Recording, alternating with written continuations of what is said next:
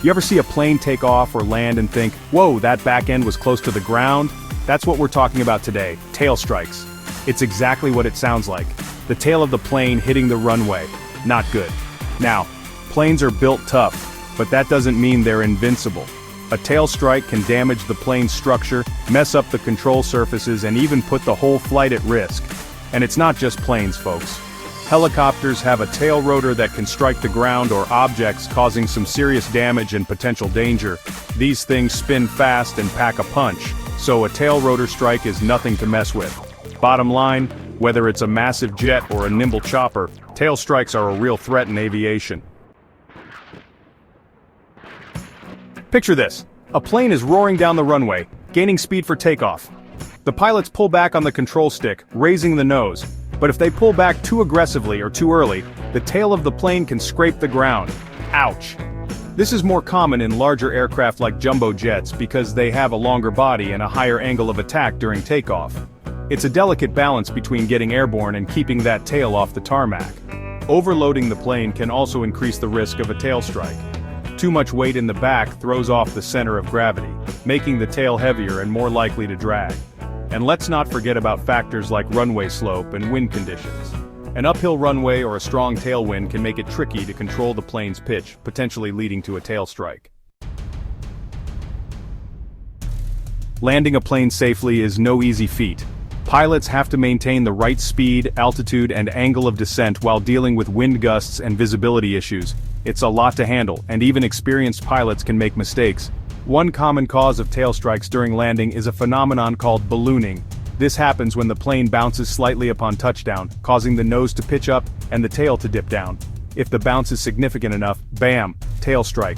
Similar to takeoffs, landing with too much weight in the back can also increase the risk.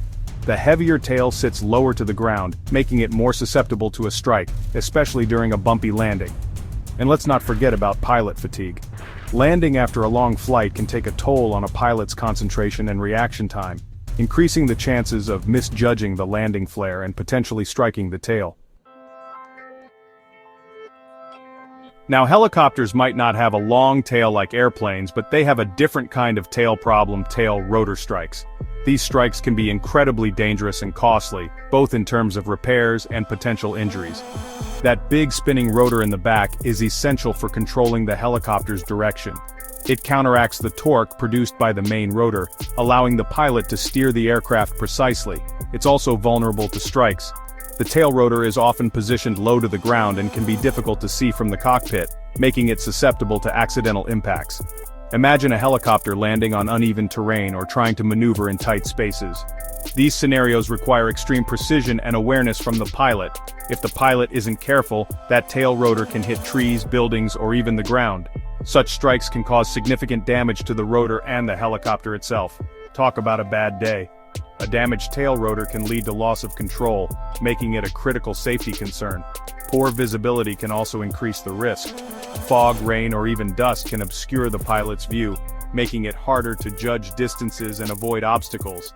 Without a clear view of the surroundings, pilots might accidentally swing the tail rotor into obstacles. This is especially dangerous during takeoff and landing phases. That's why it's crucial for helicopter pilots to be extra cautious in low-light conditions or when flying near obstacles.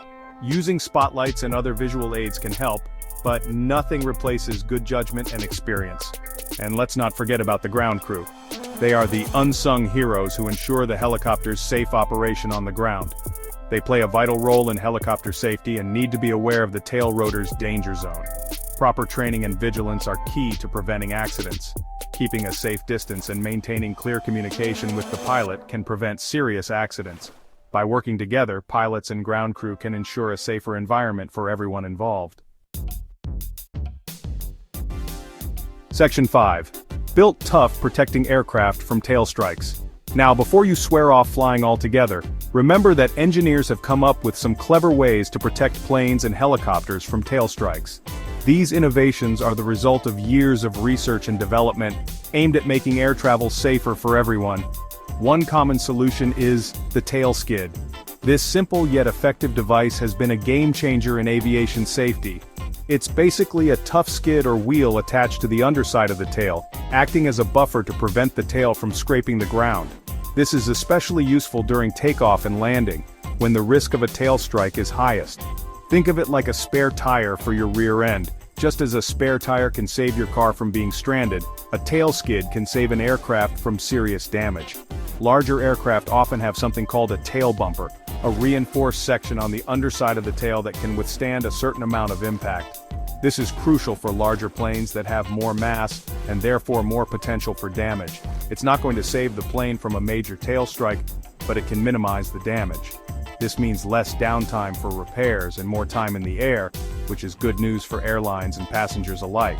And for helicopters, some manufacturers have started using a shrouded tail rotor. This innovation is particularly important for helicopters, which often operate in more confined spaces. This design encloses the tail rotor in a protective duct, reducing the chances of it striking anything. This is especially useful in urban environments or during rescue missions where obstacles are more common. It's like a helmet for the tail rotor, keeping it safe and sound. These advancements in tail strike protection are just one of the many ways engineers are making aviation safer for everyone. Section 6. Aftermath. What to do after a tail strike. So, what happens if, despite all the precautions, a tail strike does occur? Well, the first and most important step is to make sure everyone is safe. If the plane is in the air, the pilots will assess the situation and decide if it's safe to continue the flight or make an emergency landing. If the tail strike happens during landing, the pilots will taxi the plane off the runway and have it inspected by maintenance crews. These guys and gals are like the doctors of the aviation world. They'll thoroughly examine the plane for any damage, no matter how small. And we're not just talking about a visual inspection here. They'll use specialized equipment to check for structural integrity, make sure the control surfaces are functioning properly, and replace any damaged parts. It's a meticulous process, but it's crucial for ensuring the plane is safe to fly again. Section 7. Close Calls and Catastrophes, Tailstrike Incidents. Over the years there have been numerous tailstrike incidents, some resulting in minor damage and others leading to catastrophic consequences. Tail strikes occur when the tail of an aircraft makes contact with the runway during takeoff or landing. This can happen due to various reasons such as pilot error, mechanical failure, or adverse weather conditions. The consequences of a tail strike can range from minor scratches to severe structural damage, which can compromise the safety of the aircraft and its occupants. These real-life examples highlight the importance of understanding and addressing the risk of tail strikes. Aviation safety experts continuously study these incidents to develop better training programs and improve aircraft design. Pilots undergo rigorous training to handle such situations, and maintenance crews are trained to inspect and repair any damage caused by tail strikes. The goal is to minimize the risk and ensure that any incident is managed effectively to prevent a disaster. One notable incident involved a Boeing 777 that suffered a tail strike during takeoff in 2001. The aircraft was heavily loaded, and the pilot's attempt to lift off too early resulted in the tail scraping the runway. The impact caused significant damage to the tail section, but thankfully, the pilots were able to control the aircraft and land safely. This incident prompted a thorough investigation, leading to changes in takeoff procedures and pilot training to prevent similar occurrences in the future. Another incident involved an Airbus A340 that experienced a tail strike during landing in 2009. The aircraft encountered turbulence, and the pilot's attempt to correct the descent angle resulted in the tail hitting the runway. This time the impact was so severe that it ripped off a portion of the tail, resulting in a loss of hydraulic pressure and difficulty controlling the aircraft. The crew had to rely on backup systems to manage the situation and bring the aircraft to a safe stop. Despite the challenges, the pilots managed to land the plane, albeit with substantial damage. This incident underscored the importance of robust aircraft design and the need for pilots to be prepared for unexpected situations. These incidents serve as stark reminders that tail strikes can happen to any aircraft, regardless of size or sophistication. They highlight the need for continuous vigilance and improvement in aviation safety practices. It's a constant risk that pilots and airlines must actively mitigate to ensure the safety of passengers and crew. Through ongoing training, improved technology, and stringent safety protocols, the aviation industry strives to reduce the occurrence of tail strikes and enhance overall flight safety.